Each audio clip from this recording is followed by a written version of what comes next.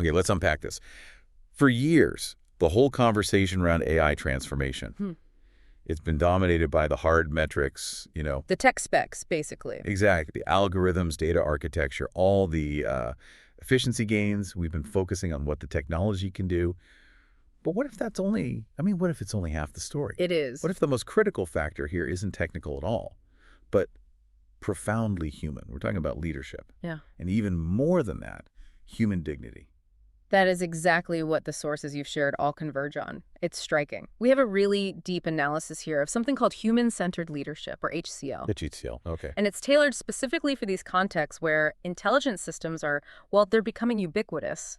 Our mission today is pretty straightforward. We want to move past the jargon Right. and just extract the foundational principles, the non-negotiables that allow people to not just survive this new era, but to actively thrive alongside it. We're looking for the operating manual for the human side of AI. And the stakes couldn't be higher right now. We know organizations that only focus on the tech and just ignore the people side. They often hit a kind of organizational iceberg. That's a good way to put it. The research points to a real danger zone. Companies putting in AI without a parallel investment in this kind of leadership, they suffer from catastrophic retention rates. And innovation just stalls. Right. And trust issues. You can't just upgrade your technology without upgrading your leadership philosophy. That doesn't work. Precisely. If leaders are still relying on those old transactional, efficiency-first management styles, The carrot and stick approach. the carrot and stick, it completely falls apart when algorithms can handle both the sticks and the carrots. So you need a new definition. So what is it? What's the definition of human-centered leadership? We define it as a values-driven approach. It's centered on individual dignity, authentic relationships, and personal development. You could almost think of ACL as the organizational shock absorber. I like that, the shock absorber. Because it acts as the integrative function. It's the philosophy that helps employees actually understand their evolving role in relation to the algorithms. It shifts that whole mindset from The AI is coming for my job. exactly. From that to the AI is here to help me complement my unique human skills. Without that leadership intervention, the change is just perceived as a threat, not an opportunity. Okay, so let's dive into what this really means for leadership competencies, Yeah. because this feels like the biggest shift. For decades, things like empathy, authentic caring, commitment to development, they were all sort of relegated to the soft skills drawer, The nice to haves. the nice to haves. Yeah. Now, these sources are basically screaming that these are no longer soft, they're strategic imperatives. That's a massive recalibration. It's a complete flip. The distinctly human dimensions of leadership are now the differentiators that AI just can't replicate. HCL rests on three core interconnected principles that we have to see as strategic. Okay, what's the first one? First, authentic caring. Demonstrating genuine concern for the well-being of your team, that is now a documented performance driver. It's not just a feeling, it's a competency you can actually measure the impact of. Okay, hold on. I want to challenge that just for a second. We're talking about massive technological disruption, job volatility. How can genuine care possibly deliver measurable outcomes? Isn't that just expensive HR talk? It isn't, because genuine care builds the psychological safety that allows for risk-taking and adaptation. If I know my leader genuinely sees me as a person, not just a resource, I'm far more willing to try a complex new system or to, raise my hand when the algorithm gives a bad result, even if that means admitting a mistake or exposing a system flaw. The data shows this leads to much better implementation and uptake. That makes profound sense. It's about building a net, not just demanding compliance. Exactly. The second principle is a strong commitment to individualized development. In an AI world, generic training mandates are basically useless. One size fits all is dead. Instead, HCL demands personalized attention that recognizes each employee's unique strengths and aspirations and aligns their growth path with where the organization needs human skills most. And the third principle. It's prioritizing the daily experience where employees feel their presence matters. Their contributions have to carry meaning beyond just, task completion. When AI handles the tasks, the leader has to protect the purpose. So showing how human judgment enhances the output, even if an algorithm created the first draft. Precisely. Now, you mentioned this is strategic. So is everyone adopting this HCL model equally? Or is it patchy. Unfortunately, it's very uneven. Technology-native companies, they often bake transparency and developmental support right into their DNA. It's just how they operate. Right. But where we see the greatest struggle is in traditional industries going through this rapid digital transformation. Think manufacturing floors, financial services, legacy customer service centers. They're great at optimizing the tech, but they really struggle to maintain trust and engagement because they just haven't learned how to balance the speed of efficiency with the patience that human-centered caring requires.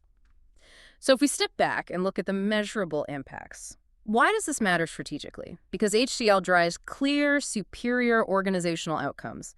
Let's start with the one everyone is worried about: performance impacts during disruption. I'm especially interested in retention. When roles are being augmented so quickly, people get nervous. They start looking for the exit sign before the change even hits them. And HCL directly counteracts that.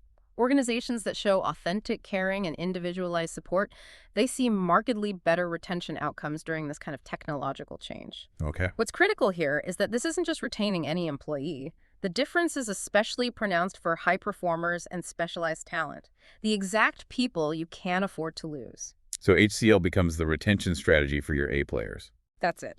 So the punchline here is that the soft skills we used to dismiss are now literally the retention strategy for specialized talent. That's a massive shift in organizational priorities.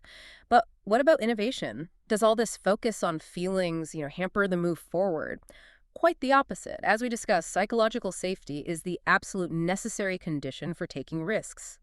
HCL correlates with significantly higher rates of what the sources are calling human-AI collaboration innovation. Human-AI collaboration innovation. What does that mean in practice? It means employees, because they feel safe and valued, aren't just executing tasks given by the system. They are proactively finding creative, new applications for those systems. They feel like they have permission to experiment with and even criticize the technology. They stop treating the AI as some black box and start treating it as a partner. Exactly, and this proactive approach directly addresses change fatigue. HCL helps workforces sustain their adaptive capacity, their ability to cope with this continuous, unsettling evolution. When leaders show genuine care for the employee's experience during the disruption, people just become more resilient. And that brings us to the individual human consequences, which are, arguably the most important. We have to talk about anxiety and stress. Of course. Employees under genuinely caring leaders report significantly lower anxiety levels. And this isn't because the leader can promise job security. They often can't. The anxiety reduction comes from the experience of being valued as a whole person. Not just a resource. Not just a productive resource destined for replacement. That feeling of consistent value, regardless of what the technology is doing, acts as this powerful buffer against fear. And that ties directly into professional identity, right? Mm-hmm. As tasks get automated, people can lose their sense of who they are and what they contribute. Absolutely. The leader has to become a kind of identity architect. Leaders who invest in these individualized development conversations help employees reconstruct their professional identities around augmented rather than displaced competencies. Right. They help them build new skills and identify those uniquely human contributions that algorithms just can't generate. Judgment, emotional intelligence, building relationships. So HCL protects the sense of meaning. It tells the employee, the machine handles X, but the reason we pay you is for Y. Yes, leaders protect meaningfulness by explicitly emphasizing how human judgment, creativity, and contextual wisdom complement the technology. When those human dimensions are made visible and talked about as critical, employees sustain their sense of purpose. Okay, we've nailed the what and the why. Now let's get actionable. How do leaders actually do this? Let's turn to the evidence-based actions, the 5 pillars of HCL. We'll start with pillar 1, transparent and empathetic communication. This is foundational, and it really starts with ditching false certainty.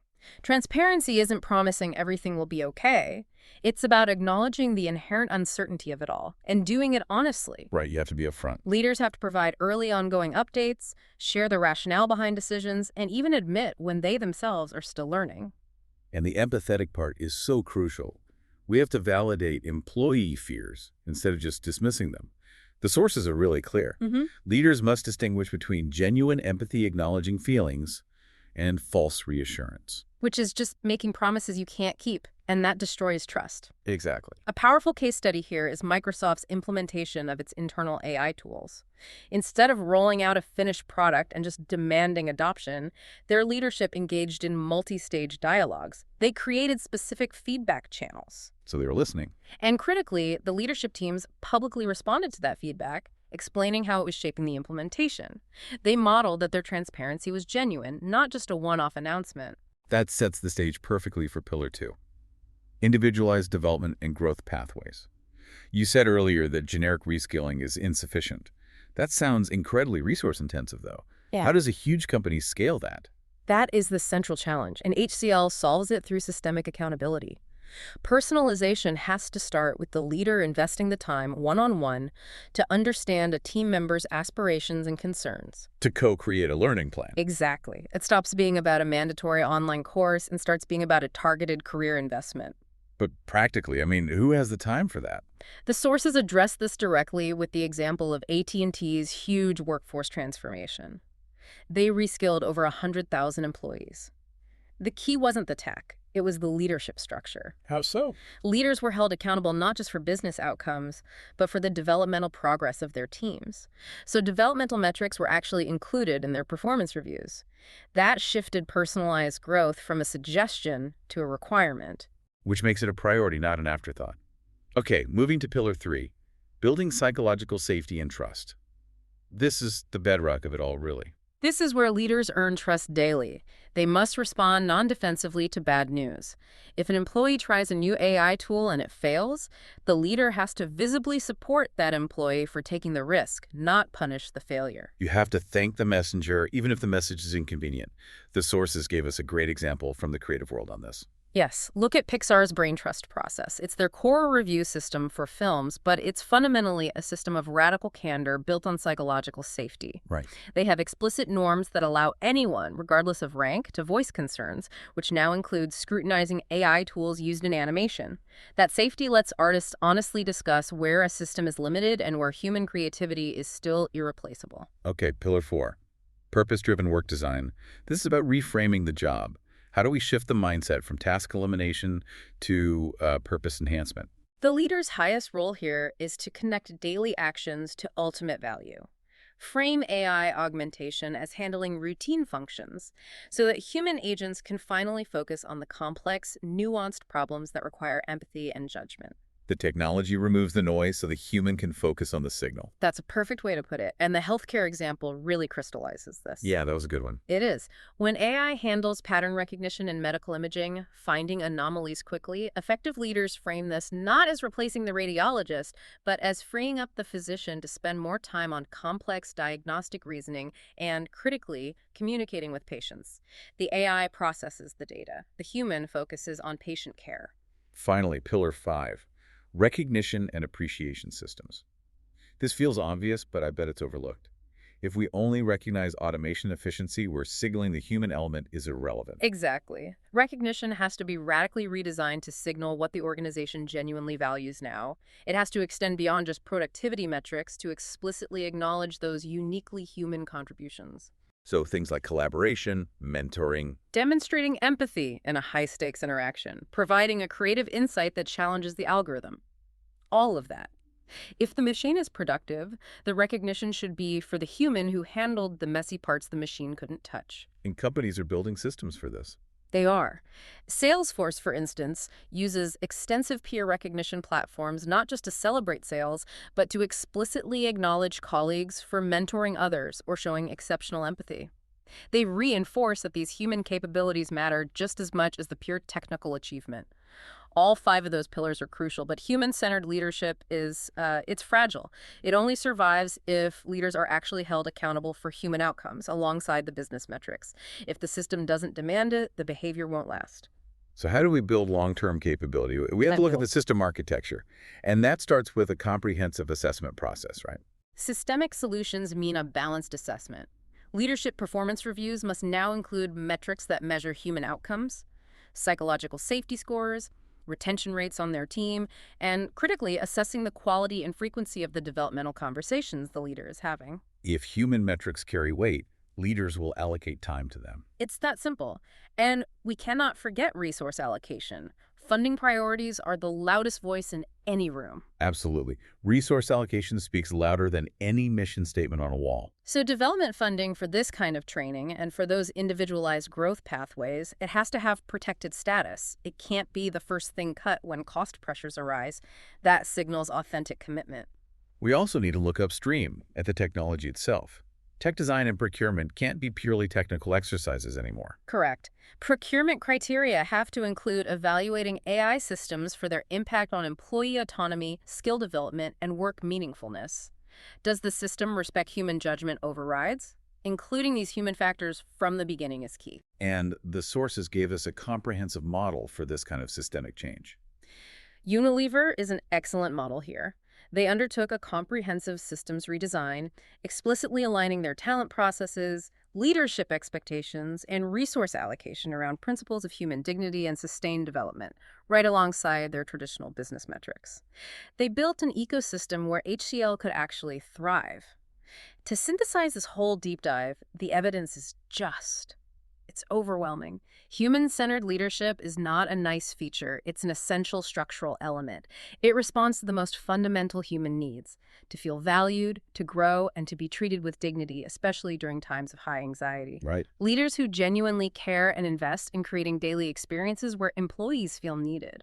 They're not only being humane, they are positioning their organizations for superior long-term outcomes in this new age. And here's where it gets really interesting and personal for you listening. As AI takes center stage and handles all the measurable, routine, efficient tasks, the ultimate measure of organizational success won't be the algorithms deployed or the efficiency achieved. It will be whether we manage to create work environments where every single individual feels their unique human capabilities, their judgment, their empathy, their creativity, create value that no technology can replicate.